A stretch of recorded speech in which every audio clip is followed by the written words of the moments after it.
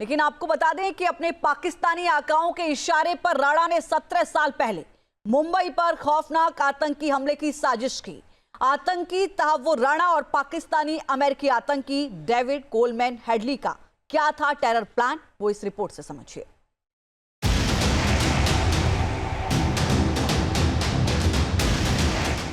शिकंजे में मुंबई हमलों का मास्टरमाइंड आतंकी राणा ने हेडली को 231 बार किया कॉल, 8 बार रेकी की, टारगेट को स्पॉट किया। तहव्वुर राणा का क्या है हेडली कनेक्शन? मुंबई हमलों का मास्टरमाइंड तहव्वुर हुसैन राणा एनआईए और रॉ के शिकंजे में है।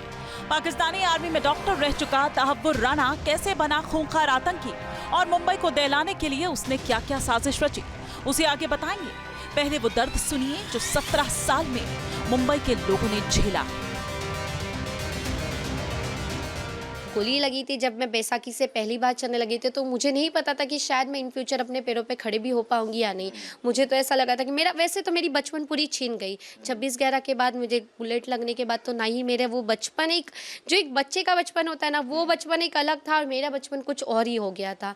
तो वो चीज़ें सब चेंज हो गई थी। तकलीफ आज भी मेरे पैर में होती है, ठंडी में अभी भी मुझे पेन होता है, ज़्यादा भागदौड़ होती है तो पैर में सूज जाता है, तो अभी भी वो पेन मुझे है आज भी। अच्छा बताइए, कसाब को जब फांसी मिली तब आपको ज़्यादा अच्छा लग रहा था, या आज जब इसका मास्टरमाइंड तहव्वुर राणा उसे भारत लाया जा रहा है तब आपको ज़्यादा खुशी हो रही है? खुशी मुझे तब भी उतनी हुई थी और आज भी उतनी हो रही है। और पूरी खुशी तब होगी जो मेन और भी मास्टरमाइंड, अभी भी आतंकवादी के मास्टरमाइंड और भी बचे हुए, जो पाकिस्तान में बैठे हैं, जो कसाब जैसे लोगों को पाल रहा है, जो आतंकवाद को बढ़ावा दे रहा है, वो जब उन लोगों को भी लाकर सजा फांसी होगी या उन लोगों को जब खत्म कर दिया जाएगा तब लगेगा कि हाँ पूरा इंसाफ मिला है और पूरी जीत हुई है। अभी तक तो हमारी जीत की सीढ़ी चढ़ रहे हैं हम, अभी तक पूरी सीढ़ी नहीं चढ़े, ये तो शुरुआत है। अभी पहली सीढ़ी चढ़ रही है। एक कसाब था पहली सीढ़ी, अभी एक दूसरी सीढ़ी है, तो ये सीढ़ी बाकी है, थोड़ी लंबी जाएगी, बट ये जब खत्म होगा तब लगेगा कि हाँ पूरा इंसाफ है। करीब 17 साल पहले देश को आतंकियों ने ऐसा दर्द दिया जिससे हिंदुस्तान ही नहीं बल्कि पूरी दुनिया दहल उठी थी। 26/11 की वो काली रात आज भी किसी को नहीं भूलती, जब आतंकियों ने मुंबई का सीना छलनी कर दिया था। समंदर के रास्ते हिंदुस्तान की सीमा में घुसे कसाब समेत 10 आतंकियों ने 60 घंटे तक मुंबई को दहशत के साए में बंधक बनाए रखा और कभी ना रुकने वाली माया नगरी इस आतंकी हमले से सहम उठी। देश की आर्थिक राजधानी पर हुए सबसे बड़े हमले में 166 लोग मारे गए, जबकि 300 से ज्यादा लोग घायल हो गए। आतंकियों ने मुंबई के सीएसटी स्टेशन से लेकर होटल ताज और नरीमन हाउस तक दहशत का ऐसा खूनी खेल खेला जिसे याद कर आज भी लोगों की रूह कांप उठती है। जिसने उस मंजर को देखा वो ये कह रहे हैं कि हमले के सभी दोषियों को फांसी दी जाए। मुंबई अभी भी इंसाफ की मांग कर रही है। हमारे देश में आके आतंकवादी हमला किया, कितने लोगों की जान लिया है। मैं दुबई सऊदी वगैरह में सुनता हूँ, चोरी किया तो हाथ काट दिया, ये कुछ किया तो। यहाँ भी आतंकवादी के लिए एक सिस्टम बनना चाहिए, फास्ट ट्रैक पे चलना चाहिए। हमारे दिल को उस दिन सुकून मिलेगा। मैंने उस दिन देखा हूँ कितने लोग मरे, त्योहार मनाने जा रहे थे, बकरीद का त्योहार था, कितने लोग बेघर हो गए, किनके माँ बाप गए, किसी का भाई गया, किसी का बहन गया। सरकार अपना काम कायदे से करे। जब उसको फांसी दे दिया जाएगा 10 से 15 दिन या 2 महीने के अंदर में, तब खुशी मनाऊंगी, पटाखा फोड़ूंगा और जिस हर एक को इंसाफ मिलेगा। अभी तक इंसाफ नहीं हुआ है। इससे पहले मैं 1999 में मैंने देखा था एक बड़ा आतंकवादी, मैं बहुत छोटा था शायद, बड़ा आतंकवादी को पकड़ा था इंडिया गवर्नमेंट ने, प्लेन हाईजैक करके उनको छुड़ा लिया। आज वो पाकिस्तान में खुलेआम घूम रहा है। ये मास्टरमाइंड है, इसके लिए भी लोग हाथ पांव चलाएंगे, उसके पहले इसको मौत के घाट उतार दो। मुंबई को दहलाने वाले सिर्फ ये 10 आतंकी ही नहीं बल्कि पाकिस्तान में बैठे इनके वो आका थे जो हिंदुस्तान में दहशतगर्दी फैलाना चाहते थे। पाकिस्तानी खुफिया एजेंसी आईएसआई हमले के मास्टरमाइंड तहव्वुर राणा और आतंकी डेविड कोलमैन हेडली ने मिलकर खूनी खेल खेलने का प्लान बनाया था, जिसे 26/11 को अंजाम दिया गया। सूत्रों के मुताबिक एनआईए के डोजियर में ये बताया गया है कि 2008 से पहले और बाद में तहव्वुर हुसैन राणा आतंकी डेविड कोलमैन हेडली के संपर्क में था। हेडली पाकिस्तानी मूल का अमेरिकी नागरिक था। उसने 26/11 के हमले से पहले 8 बार भारत की रेकी की। इस दौरान उसने हेडली से 231 बार कॉल पर बात की। आखिरी रेकी के दौरान आतंकी तहव्वुर हुसैन राणा ने हेडली को सबसे ज्यादा 66 कॉल किए थे। दोनों ने मिलकर दिल्ली में इंडिया गेट के पास नेशनल डिफेंस कॉलेज और यहूदी सेंटर्स की भी रेकी की थी और ये इनके टारगेट पर थे। एनआईए की चार्जशीट के मुताबिक आतंकी तहव्वुर हुसैन राणा ने मुंबई के अलावा उत्तर प्रदेश के हापुड़, केरल के कोच्चि, गुजरात के अहमदाबाद की भी रेकी की थी। यानी ये वो इलाके हैं जो राणा के टारगेट पर थे। रेकी का मकसद हिंदुस्तान में ज्यादा से ज्यादा खून खराबा करना था। आतंकी तहव्वुर राणा का शिकंजा कस चुका है, अब उसे सजा दिलाने की बारी है। देश की टॉप सुरक्षा एजेंसीज अब आतंकी राणा से आईएसआई और एलईटी नेटवर्क की जानकारी जुटाने की तैयारी में है।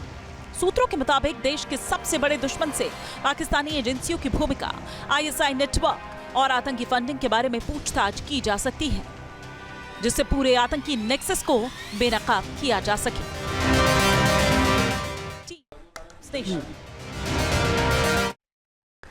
संवाददाता राहुल डवास लगातार हमारे साथ जुड़े हैं। राहुल, लंबी कानूनी लड़ाई के बाद ये संभव हुआ है और ये भारतीय जांच एजेंसियों की और भारत सरकार की बड़ी कूटनीतिक जीत भी। लेकिन अब पहली प्राथमिकता यही कि आज उससे पूछताछ होनी है। सवालों की फहरिस्त तैयार है। कितने बजे से शुरुआत होगी और क्या कुछ वो पहले सवाल हो सकते हैं जिनसे ज्यादा जानकारी जुटाई जा सके?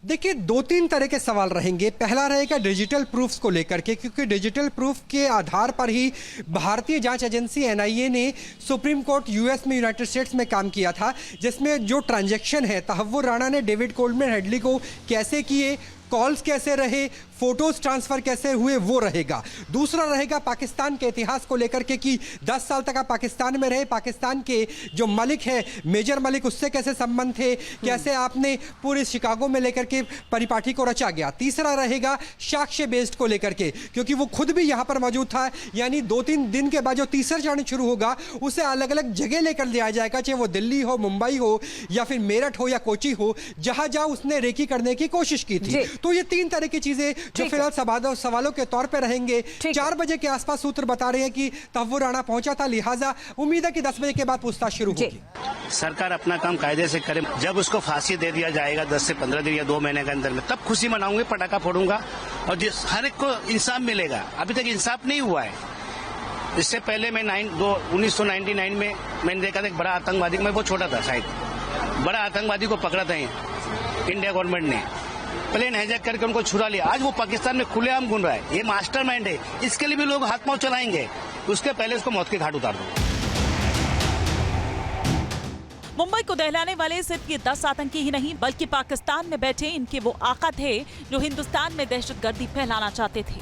पाकिस्तानी खुफिया एजेंसी आईएसआई हमले के मास्टरमाइंड तहव्वुर राणा और आतंकी डेविड कोल्डमैन हेडली ने मिलकर खूनी खेल खेलने का प्लान बनाया था, जिसे 26/11 को अंजाम दिया गया। सूत्रों के मुताबिक एनआईए के डोजियर में यह बताया गया है कि 2008 से पहले और बाद में तहव्वुर हुसैन राणा आतंकी डेविड कोल्डमैन हेडली के संपर्क में था। हेडली पाकिस्तानी मूल का अमेरिकी नागरिक था। उसने 26/11 के हमले से पहले 8 बार भारत की रेकी की। इस दौरान उसने हेडली से 231 बार कॉल पर बात की। आखिरी रेकी के दौरान आतंकी तहव्वुर हुसैन राणा ने हेडली को सबसे ज्यादा 66 कॉल किए थे। दोनों ने मिलकर दिल्ली में इंडिया गेट के पास नेशनल डिफेंस कॉलेज और यहूदी सेंटर्स की भी रेकी की थी और ये इनके टारगेट पर थे। एनआईए की चार्जशीट के मुताबिक आतंकी तहव्वुर हुसैन राणा ने मुंबई के अलावा उत्तर प्रदेश के हापुड़, केरल के कोच्चि, गुजरात के अहमदाबाद की भी रेकी की थी। यानी ये वो इलाके हैं जो राणा के टारगेट पर थे। रेकी का मकसद हिंदुस्तान में ज्यादा से ज्यादा खून खराबा करना था। आतंकी तहव्वुर राणा का शिकंजा कस चुका है, अब उसे सजा दिलाने की बारी है। देश की टॉप सुरक्षा एजेंसीज अब आतंकी राणा से आईएसआई और एलईटी नेटवर्क की जानकारी जुटाने की तैयारी में है। सूत्रों के मुताबिक देश के सबसे बड़े दुश्मन से पाकिस्तानी एजेंसियों की भूमिका, आईएसआई नेटवर्क और आतंकी फंडिंग के बारे में पूछताछ की जा सकती है, जिससे पूरे आतंकी नेक्सस को बेनकाब किया जा सके।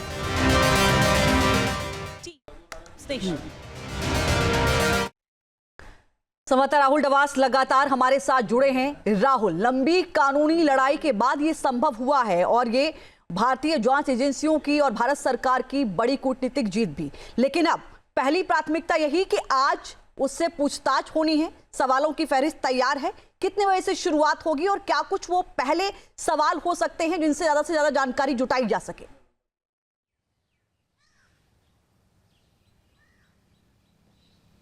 देखिए, दो तीन तरह के सवाल रहेंगे। पहला रहेगा डिजिटल प्रूफ्स को लेकर के, क्योंकि डिजिटल प्रूफ के आधार पर ही भारतीय जांच एजेंसी एनआईए ने सुप्रीम कोर्ट यूएस में, यूनाइटेड स्टेट्स में काम किया था, जिसमें जो ट्रांजैक्शन है, तहव्वुर राणा ने डेविड कोल्डमैन हेडली को कैसे किए, कॉल्स कैसे रहे, फोटोज ट्रांसफर कैसे हुए, वो रहेगा। दूसरा रहेगा पाकिस्तान के इतिहास को लेकर के कि 10 साल तक आप पाकिस्तान में रहे, पाकिस्तान के जो मलिक है, मेजर मलिक, उससे कैसे संबंध थे, कैसे आपने पूरे शिकागो में लेकर के परिपाटी को रचा गया। तीसरा रहेगा साक्ष्य बेस्ड को लेकर के, क्योंकि वो खुद भी यहाँ पर मौजूद था, यानी 2-3 दिन के बाद जो तीसरा चरण शुरू होगा उसे अलग अलग जगह लेकर लिया जाएगा, चाहे वो दिल्ली हो, मुंबई हो, या फिर मेरठ हो या कोची हो, जहां जहां उसने रेकी करने की कोशिश की थी। तो ये 3 तरह की चीजें जो फिलहाल सवालों के तौर पे रहेंगे। 4 बजे के आसपास सूत्र बता रहे हैं कि तहव्वुर राणा पहुंचा था, लिहाजा उम्मीद है कि 10 बजे के बाद पूछताछ शुरू होगी। ठीक है राहुल, हमारे साथ रहिए, मैं आगे भी आपसे अपडेट लूंगी। फिलहाल के लिए आपका बहुत धन्यवाद विस्तार से जानकारी के लिए।